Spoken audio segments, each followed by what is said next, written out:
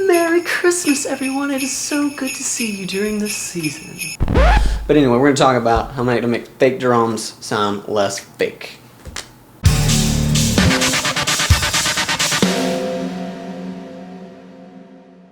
So my partner in crime, Chance, is on tour with another band now, so it's just going to be me. So I'm talking about something a little nerdier. Alright, so when I say fake drums, I mean like Superior Drummer, Easy Drummer, Steven Slate drums, any of those. They all follow pretty similar pattern and stuff, so this should apply to any of those. If you're using just straight samples, this is probably not the right video for you. Sorry. Okay, so one of the first things to do that can really help things sound more realistic is how you handle your velocity, and by that I mean like the level of each note. And let me give you an example here. So listen to these parts. This is one. And okay, it's the same part, but one sounds a little more realistic. I'll show you in the mix. Here, check us out.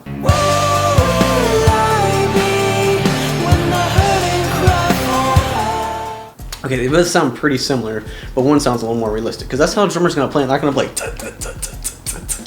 They're not a drum machine. That's not how a drummer plays. Drummer's gonna have slight variations in the velocity and how they play it. So that first note's gonna be a little louder. Second note's gonna be quieter. Third note's gonna be almost as loud as the first one. Probably not. Fourth one's probably gonna be the same volume as the second one, and then it's gonna start over. So he's gonna have these slight variations. If you can emulate that in your parts, it'll make you have a lot more realistic feel because that's how drummers play things. Another benefit of using an actual drum VST is that when you go down in volume, it doesn't just make the item quieter. It doesn't just make the snare quieter. Because like here's the thing, if you hit a snare like at 10% volume, you hit a snare as hard as you can hit it, it's going to be louder, but it's also going to sound different. So the beauty of using these virtual drum synths is that it's going to get quieter.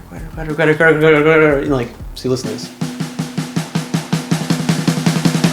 And that's what a real snare does. Like, it's not just like a volume up and down. It also has, like, when you play it quieter, it has a more of a brushy, snarey sound. It's, hit harder, it's more of a crack sound. So use those. Use that and use it like it's a real snare. Don't just play one volume. Because one volume, it's essentially just a drum machine. You want it to sound more like an organic, actual drum kit. Another thing I see people mess up a lot is timing. So it's okay to not be perfectly on the beat on every single note. Because you listen to a good drummer, even a really good drummer, if you've ever heard like being behind the beat or like be back in the groove or like being ahead of the beat, like you don't want to be like a whole beat ahead. Just slight variations in that can really alter the feel of a part. So if you're like in this blues, you just like kind of bring it back. You actually want to slide your parts just slightly, just a slight bit back, probably just the snare or just the kick or just one piece of that. So you're still on beat, but it can give like a nice slow down live. And the same thing if you're trying to accelerate a part, you might want to like just like a nice like machine gun on the snare. Like you might want to actually play those a little bit faster because a drummer might actually play that faster, trying to add a little aggression to that part. Another little thing on toms, this is a little side note. This can really make just go. So like parts like that, instead of hitting the two notes on the same time at the exact same time, slide one slightly ahead or slightly behind. And that can add like this nice meaty sound to this. So listen to this.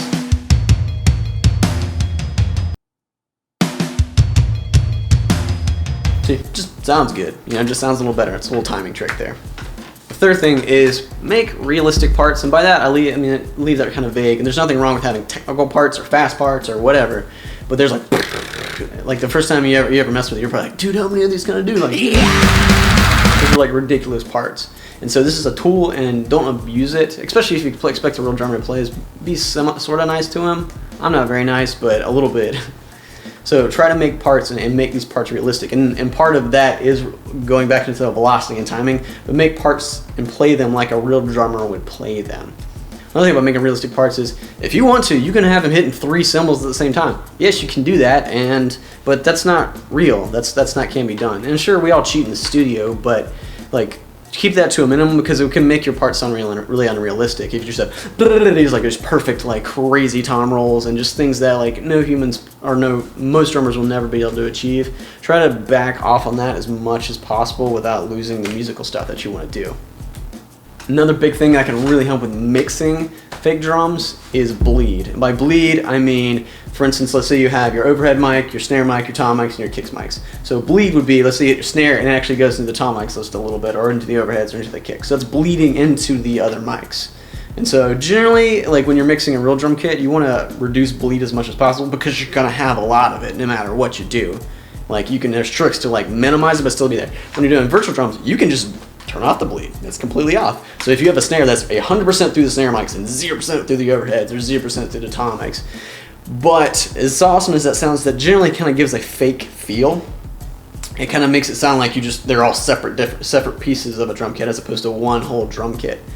Especially on snares and toms, you end up cranking a lot of snares and toms into the overheads. Because if you listen to like a real drum kit, they have a lot of snares in the overheads. Because you got 2 mics right here, you got your cymbals, but the snare is right here, just blasting right into the overhead. So in a real drum kit, you're gonna have a lot in the overhead. You can still mic it. I mean, I just use a lot of, like I generally have like a lot more compression and attack on the actual snare mic, but I have them bleeding into the overheads, and I can give that nice depth that a snare has. Because you don't want a snare like right in your face. You want it almost in your face, but a little bit behind. And that depth it's hard to do if you're close mic in the snare, but it can be done if you stick it through the overheads.